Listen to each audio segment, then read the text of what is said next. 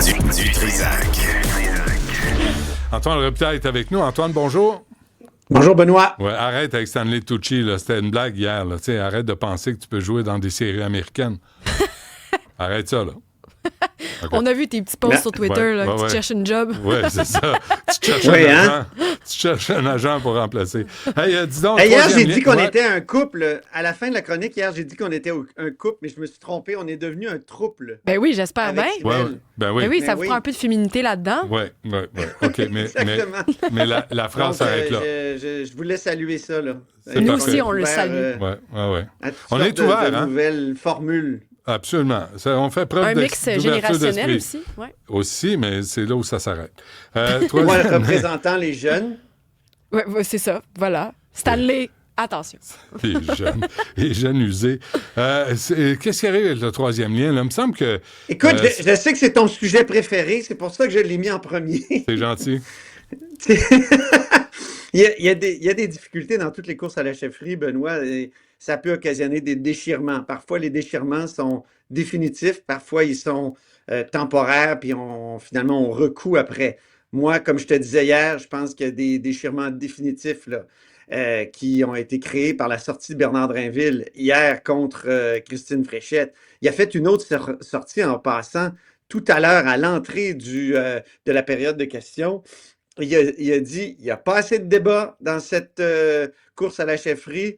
On peut débattre de façon respectueuse et il faut finalement qu'il y ait un débat avant la fin de possibilité de vente de cartes de membres de la CAQ.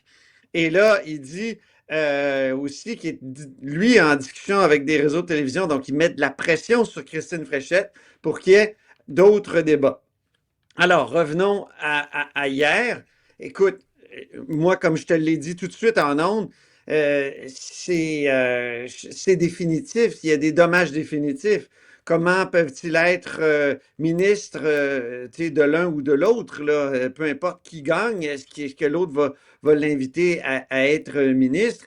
Et puis, c'est pas simplement un reproche sur le plan des idées, Benoît, mais il a qualifié la personne indécise dans tous les dossiers.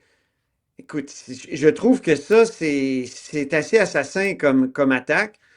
Là, j'ai entendu hier plusieurs commentateurs dire « Oh, vous dramatisez, toi, Antoine, tu dramatises, ça arrive dans toutes les courses à la chefferie. » Je m'excuse. Prenons la course au Parti libéral en 2013. Raymond Bachand avait dans un débat, même pas dans tous les débats, taquiné un peu M. Couillard en disant qu'il était allé gagner de l'argent en Arabie Saoudite. Est-ce que Raymond Bachand est resté au Parti libéral après? Non. Juste une petite attaque comme celle-là a occasionné le départ de Raymond Bachand, ancien ministre des Finances de Jean Charest, de la vie politique. Mais c'est pas rien, là. Ah oui. Alors, c'est l'humiliation publique aussi. Là. Si Christine Fréchette l'accepte mal, là, ces critiques-là de Bernard Drinville, à un moment donné, tu restes là-dessus, puis tu lui en veux personnellement. Fait que, autour d'une table, à un moment donné, Christine Fréchette, disons, chef de la CAQ, première ministre, et là, Drinville est là, bien, vas-tu prendre une décision, Christine? Là, si tu oui, si tu non, imagine la conversation qu'il va avoir. Je trouve que Pascal Bérubé du Parti québécois a lancé un défi intéressant aux reporters. Malheureusement, je n'ai pas pu poser la question, mais écoute le défi qu'il nous a lancé. Candidate que ce gouvernement se scinde en deux. D'ailleurs, si vous voulez tester ça, posez la question à M. Drainville et posez la question à Mme Fréchette s'ils s'engagent, s'ils perdent, à se présenter quand même dans leur circonscription pour la CAQ avec le chef ou la chef qui sera choisi. Est-ce que M. Drainville sera candidat dans Lévis si Mme Fréchette devient chef de la CAQ et première ministre? Est-ce que Mme Fréchette sera candidate dans Sanguinet si M. Drainville devient premier ministre? Et vous saurez apprécier la réponse à je trouve que c'est une bonne question. Moi, j'ai l'impression que ni un ni l'autre se représenterait si l'autre gagne. Je te dis, je maintiens ma thèse des dommages définitifs par rapport à cette sortie-là. En même temps, Antoine, il y a un déséquilibre dans les appuis. Et c'est un déséquilibre aussi dans le statut au sein du parti. Et quand tu as plus que deux fois plus d'appui, comme Mme Fréchette en a face à Bernard Drinville, ben ça lui donne un statut, je pense, un peu plus important dans le parti. C'est ça. Plusieurs vont dire, ben, le troisième lien, elle savait quand elle s'est présentée que c'était une position de la CAQ, oui, en 2022, mais en 2023, Geneviève Guilbeault était venue nous expliquer avec des gros cartables que c'était plus un projet nécessaire. Donc, la CAQ a eu toutes les positions sur le troisième lien. Alors, Mme Fréchette pourrait très bien décider comment dire, annuler ce projet-là, dire non, il y a des priorités plus importantes, comme finalement rénover les hôpitaux. Non, mais elle n'avait pas deux hôpitaux. Elle n'avait pas l'obligation, Mme Fréchette, de se faire une tête avant de se lancer en politique, surtout sur le troisième lien, si ce n'est que sur le troisième lien, et sur l'état des hôpitaux, sur l'état des routes, sur les besoins des ponts, à travers Québec. Les besoins sont partout, là. Même François Legault, dans son discours au caucus, a dit « c'est normal que un nouveau chef apporte de nouvelles positions ». Ça vient avec de nouvelles positions. Il était ouvert à ce que... mais tu as une position. T'es pas là à pas savoir. Oui, mais on peut Fréchette, elle sait pas ce qu'elle pense. Avant de dépenser ça 15 fait combien, milliards de dollars. Réfléchir, ça fait combien de temps, Ciboire, qui parle du troisième lien? Ce gouvernement-là. Fait combien de fois Mme Fréchette est à la table, puis il y a cette conversation-là, puis jamais elle s'est dit... Ouais, peut-être que je devrais me faire une tête, hein? Peut-être que je devrais dire oui, je devrais être non. Quel projet la CAQ défend actuellement? C'est un projet avec un tracé central, c'est-à-dire qui part là, à peu près de la raffinerie jusqu'à... Non, mais sérieux, c'est ça, là? Je le sais. Puis il n'y a personne de d'accord avec ce tracé-là. Personne ne veut ça, sauf la CAQ. Antoine, une question, excuse-moi, bien simple qu'on reçoit d'un auditeur. Là, on parle de la CAQ, mais si la CAQ n'est pas élue, là, les autres partis, rapidement, ils disent quoi du troisième lien? C'est-tu oui ou c'est non? C'est une excellente question. Les libéraux, ils se déchirent aussi. Parce que l'ancien chef, Pablo Rodriguez, était contre le troisième lien routier. Lui, il prônait un troisième lien sous-fluvial puis uniquement de transport en commun. Mais celui qui va devenir chef, là, Charles Milliard, lui, il est pour un troisième lien, mais pas central, à l'est. Okay. Donc, le PQ, c'est pas clair. C'est pas clair. Parfois, ils ont eu l'air d'être favorables à plus d'études pour essayer de trouver la meilleure formule. On est plus il y a juste capable Québec de solidaire, décider. dans le fond, qui est clair. Non, c'est non. Ouais. Donc, c'est une gang d'indécis, dans le fond. C'est pas juste Mme Fréchette. C'est parce que c'est compliqué. Non, mais si tu veux être première ministre, là, fais-toi une tête sur les grands thèmes avant de présenter ta face sur les poteaux. Il me semble. Puis elle était à table. Mais c'est responsable de réfléchir avant de dépenser 15 milliards de dollars. Antoine, comment ça fait qu'elle n'a pas réfléchi à ça quand elle était aux finances? Elle était... À l'économie. Elle était à l'économie. Ben oui, mais l'économie. Puis elle se pose pas de questions sur les transports.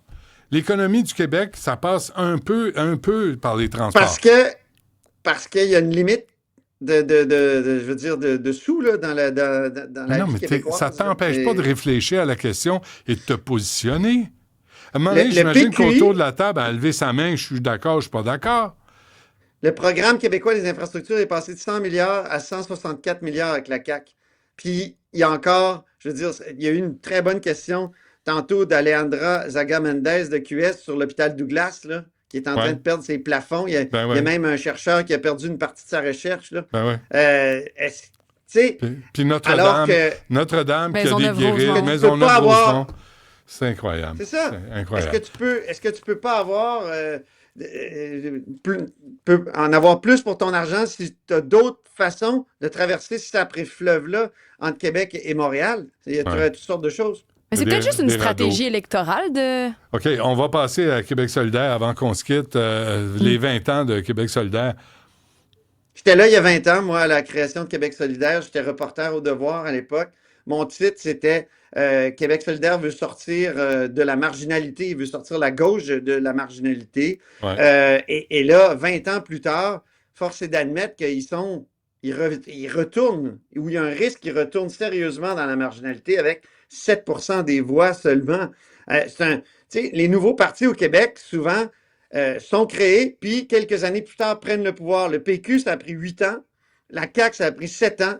Et il faut le dire, là, Québec solidaire disait au départ, oui, un jour, on va prendre le pouvoir. Ben, ça fait 20 ans, ils ne l'ont pas encore pris. Mm-hmm. Ils sont très, très loin. Et donc, le discours a quand même beaucoup changé à Québec solidaire. Au début, on affirmait qu'il fallait dépasser le capitalisme. Il y avait des projets pour nationaliser les banques, même une partie de l'Internet. Ça n'aurait peut-être pas été de mauvaise... Et maintenant, ben, on en est à... Écoutons, Ruba Gazal, ce matin, qui a parlé du portefeuille. Au quotidien pour comprendre encore plus leur réalité. C'est pour ça qu'à Québec solidaire, on a des propositions et on va en avoir tout le long de la session pour aider le portefeuille des Québécois. On a proposé d'éliminer la taxe sur les produits d'hygiène. Prendre soin de soi, c'est pas un luxe. On a aussi, hier, Christine Labrie a proposé d'enlever la taxe sur les vêtements usagés pour les enfants. C'est rendu que même le McDo a décidé de geler le prix du Big Mac.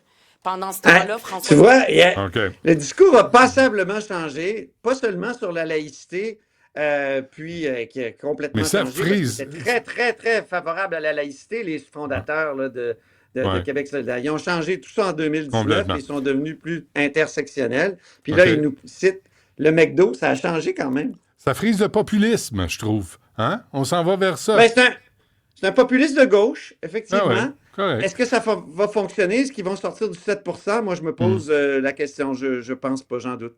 Parfait. Mais là, elle vient de me mettre le Big Mac en tête. Là. Ça, c'est pas bon à cette heure-ci. T'as faim, hein? Ah, sacrément. Merci, Antoine. Oui. Merci. À demain.